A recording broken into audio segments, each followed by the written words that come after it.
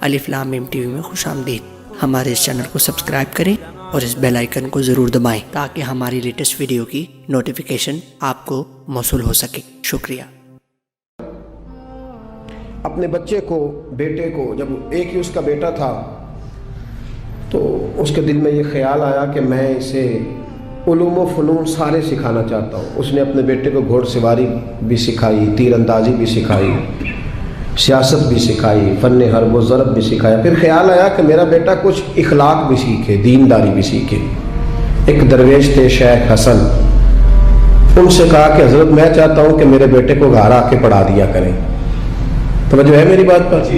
میرے بیٹے کو تو حضرت فرمانے لگے کہ اگر تیرے بیٹے نے پڑھنا ہے تو میں نہیں گھر آؤں گا، وہ میرے گھر آئے گا۔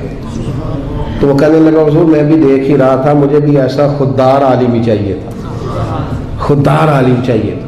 بہرحال حضرت کے گھر وہ پڑھنے جانے لگا تو مسلسل 6 سال وہ طالب علم پڑھنے گیا، اور عام طالب علموں کے ساتھ اس شہزادے نے بیٹھ کر تعلیم حاصل کی۔ جب تعلیم اس کی مکمل ہو گئی، وہ مکمل طور پر فارغ ہو گیا، فنون اس نے پڑھ لیے، علم و ادب اس نے سیکھا، اخلاقی باتیں اس نے سیکھی، دین کے حوالے سے ضروریات سے حضرت نے اس کو آگاہ کیا۔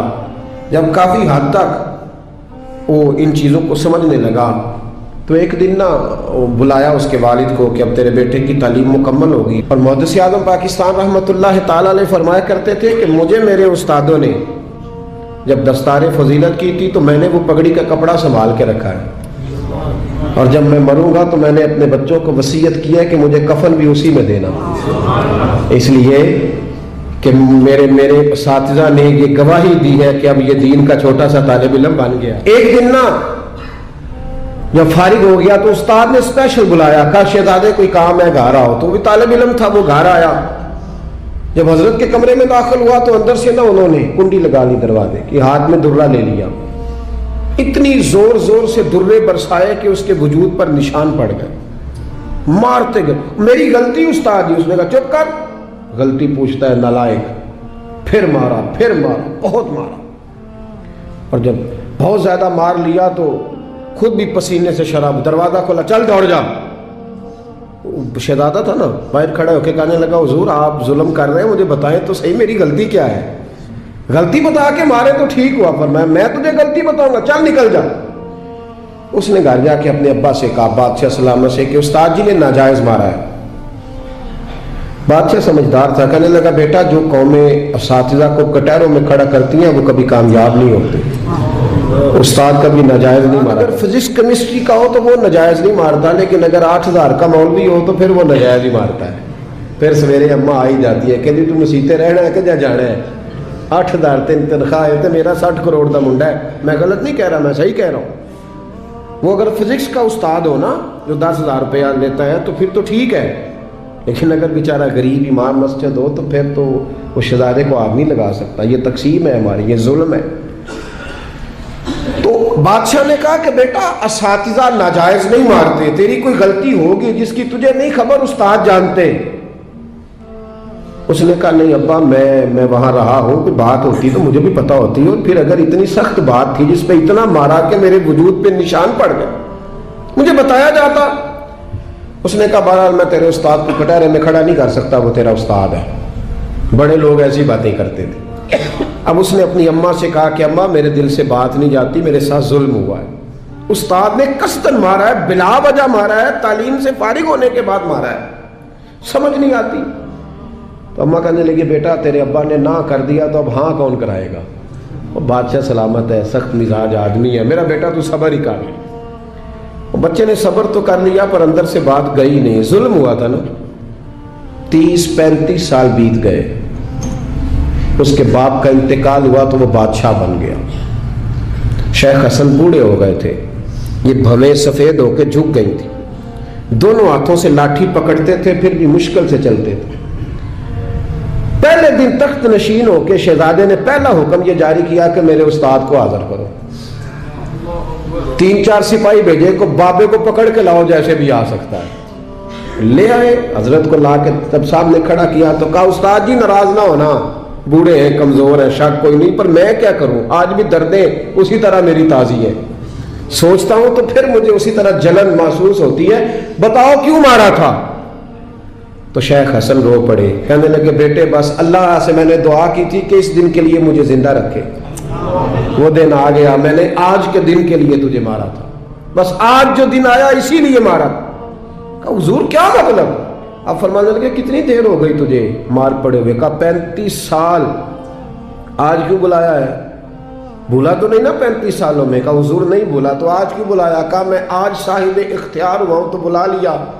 तो आप फरमाने लगे बेटे मुझे पता था एक दिन तो बादशाह बनेगा, इसलिए तुझे मारा था।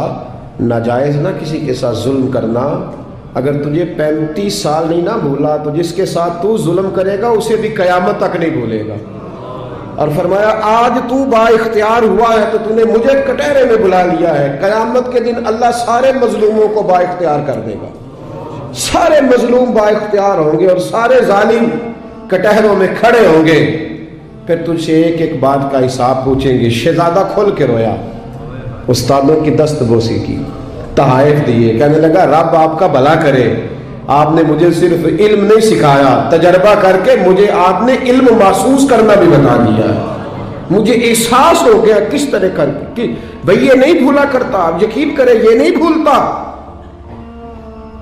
किसी को लोग गाली दे देते हैं ना, गाली, वो गरीब आदमी होता है बेचारा, छोटा आदमी, वो जवाब नहीं दे पाता, लेकिन जब उस शख्स के, उस चौधरी के, सेठ का मस्जिद में जनाजे का भी ऐलान होता है तो फिर भी गाली याद आती है।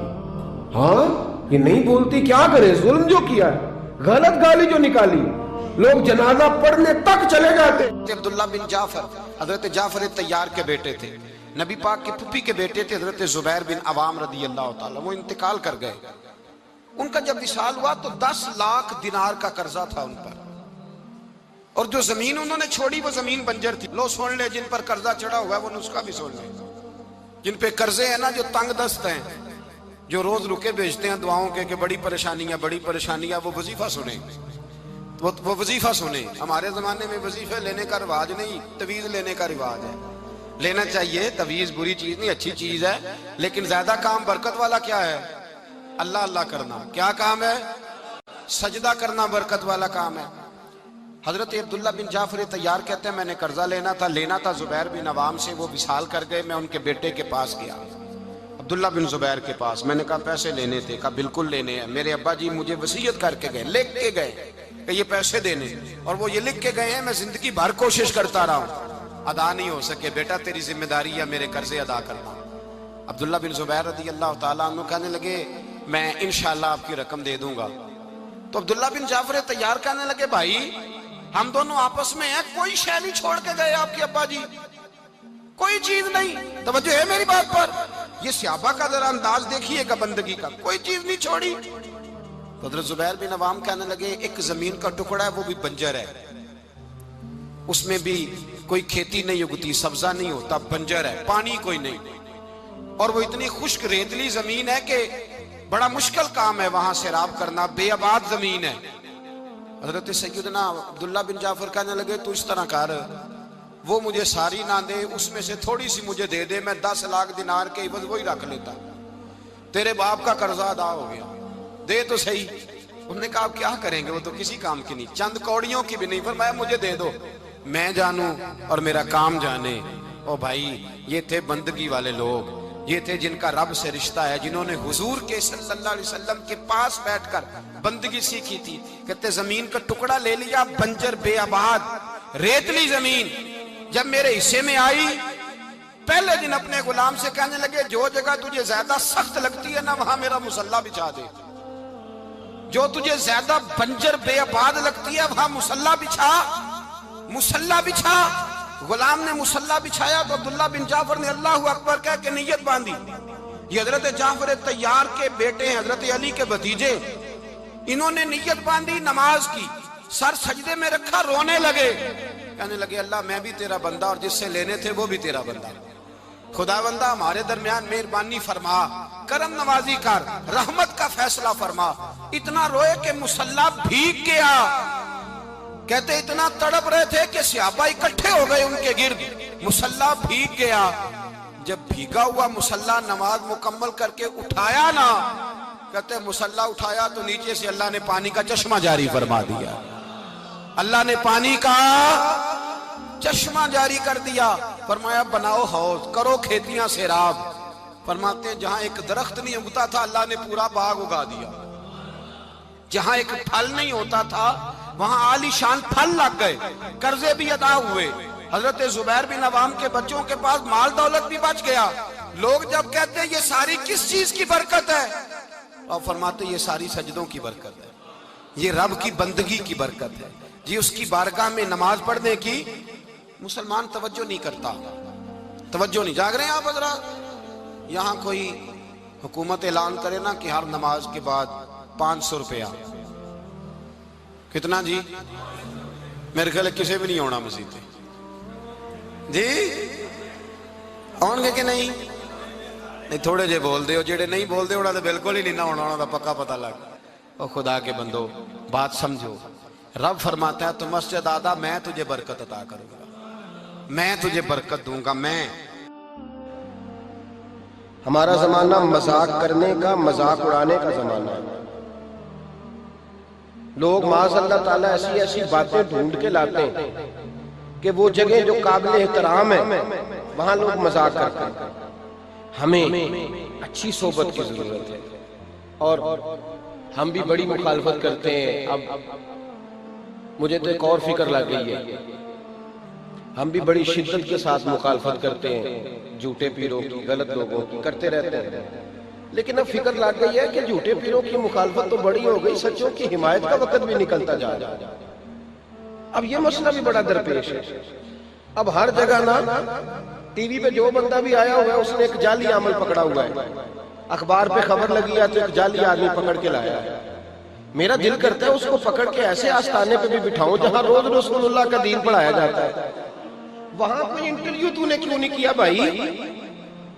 وہاں کیوں نہیں گیا جہاں روز ایک شیخ الحدیث بیٹھ کے حدیث پاک کا درس دیتا ہے؟ اس پیر صاحب کے پاس تو کیوں نہیں گیا جس کے آستانے پہ کبھی کوئی بی بی آئی نہیں؟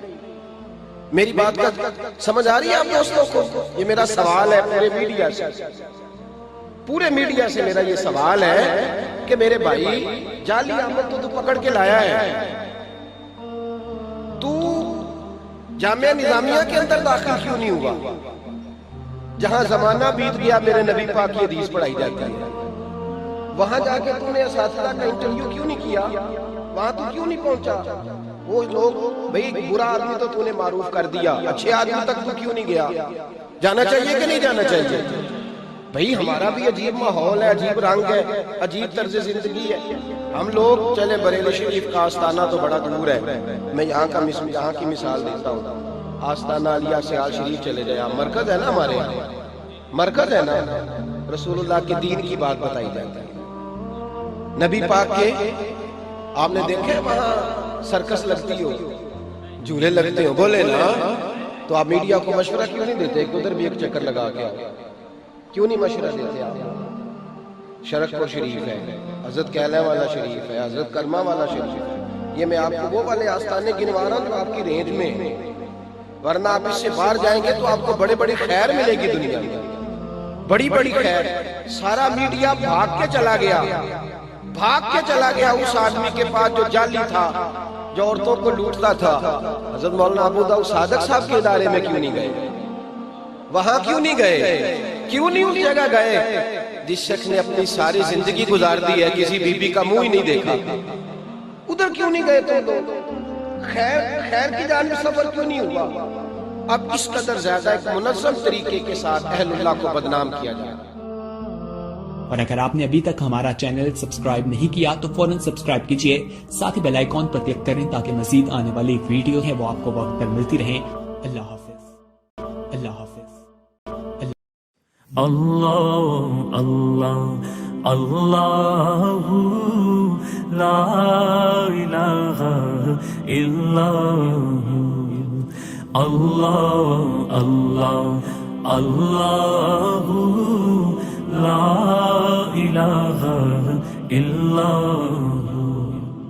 آمینہ بی بی کے گلشن میں آئی ہے تازہ بہار, آمینہ بی بی کے گلشن میں آئی ہے تازہ بہار، پڑھتے ہیں صلی اللہ وسلم، پڑھتے ہیں صلی اللہ وسلم، آج درو دیوار مدنی، اللہ اللہ اللہ لا الہ الا